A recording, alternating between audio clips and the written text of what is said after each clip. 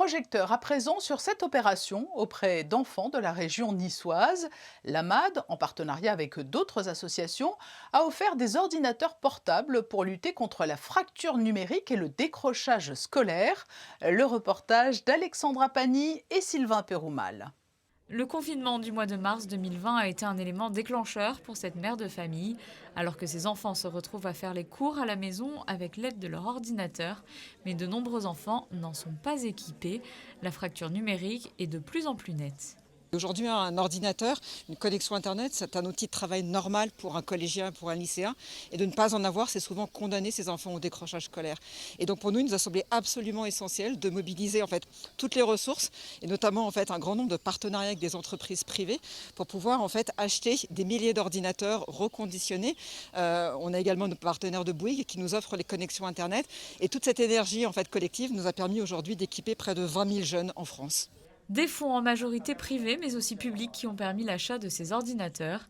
L'AMAD s'engage à travers le monde en faveur de la protection et de l'épanouissement de l'enfant. Il était essentiel de s'impliquer également sur le plan régional avec cette opération.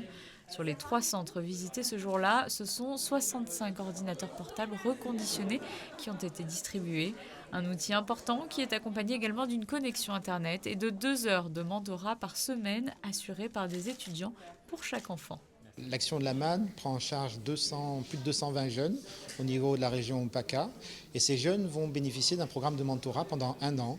Pendant 1 an, un mentor va être en relation avec chacun de ces jeunes-là pour le suivi de l'éducation, mais aussi pour des sorties, pour travailler sur la confiance en soi de ces jeunes-là, les ouvrir à d'autres perspectives, faire des sorties. Et c'est quelque chose qu'avec la fondation Break Poverty, de soutenir localement cette initiative pour pouvoir la documenter, pouvoir ensuite la dupliquer au niveau national.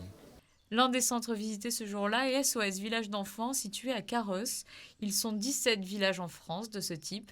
Leur objectif, recueillir les enfants placés par fratrie pour leur assurer un avenir et leur permettre de grandir ensemble. 22 ordinateurs ont été distribués aux jeunes âgés entre 10 et 20 ans. Ils sont enthousiastes, ils trépignent, voilà, je les ai vus tout à l'heure en arrivant, oui, ils ont hâte de recevoir leur ordinateur et voilà, ils étaient déjà en train de se dire tout ce qu'ils allaient pouvoir faire avec celui-ci. Alors il y a bien sûr des éléments très scolaires en lien avec l'école et puis il y a aussi des éléments un peu moins, voilà, on est en vacances en ce moment ici, donc par exemple les jeux, les réseaux sociaux et puis garder aussi le lien avec leurs parents, c'est quelque chose qu'ils ont pu dire ce matin, ça va leur permettre ça également. Les enfants de l'aide sociale à l'enfance sont plus souvent touchés par des phénomènes de décrochage scolaire ou d'exclusion. À l'âge de 15 ans, ils sont 3 fois plus fréquemment déscolarisés que les autres enfants. Une opération comme Réussite Connectée permet de réduire cette fracture et leur donner une même chance pour un meilleur avenir professionnel.